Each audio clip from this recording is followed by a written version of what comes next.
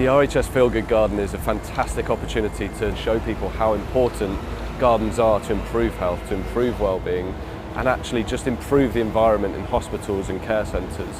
So what's really, really lovely is the fact that this garden has a legacy. I love the idea that it's going to go and help people. And I think the fact that the RHS have raised this as a point this year, the fact that it's not just our garden, there's a number of gardens around the site that are all to do with promoting health and well-being through horticulture is just fantastic.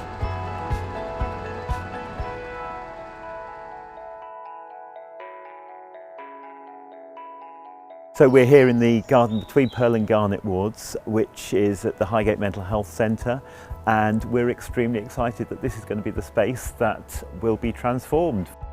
We've got some space here, but it's not space that we can really use at the moment. A lot of it is lawn, and for somebody with mobility problems, for somebody maybe who's got sensory impairment or who has a dementia, that space is not going to be the kind of space that they can effectively use. So we're extraordinarily excited about the opportunity that this garden is going to present.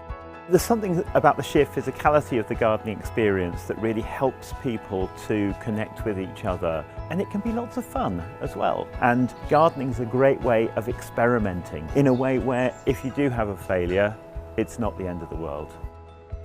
When someone's depressed, most people think they're miserable. They're not, in fact. It's an absence of good feeling, and it's a feeling of not having life in you. Now, I think when you come into a space like this and you spend time in it and you see things grow and you get a sense of life being around you, that I think is in itself healing for people with those sorts of problems.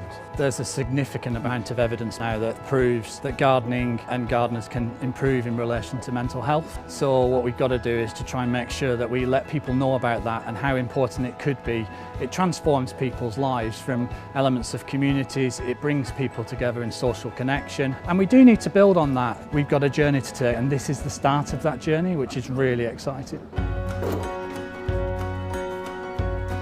Although it's a bit of a blank canvas, what's really encouraging is there are some redeeming features, and there are signs that the staff and patients already use the garden. With us being able to adapt the Chelsea garden, a bit of careful consideration, I really feel that we can transform this space into a little retreat, an urban oasis, and somewhere that's really going to encourage staff and patients to use it much, much more than they currently do. The nice thing about the clinic here is the patients have already suggested to the horticultural therapist that they love watching birds in the space. Now, the trees at Chelsea lend themselves really quite nicely to that. We're using Ladizia, which naturally has a very open crown. So not only do they need to use the garden to see the birds, they'll be able to appreciate them from the higher windows up in the building.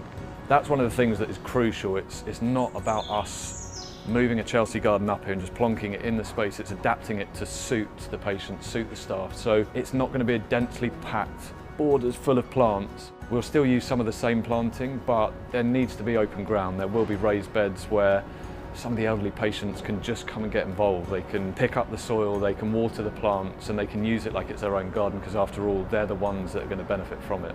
This is about finding a way to demonstrate to people that there is a future, that there is something to look forward to, and doing that in a tangible way, both through us looking forward to having this garden here, but also over time that we will be giving people things to look forward to.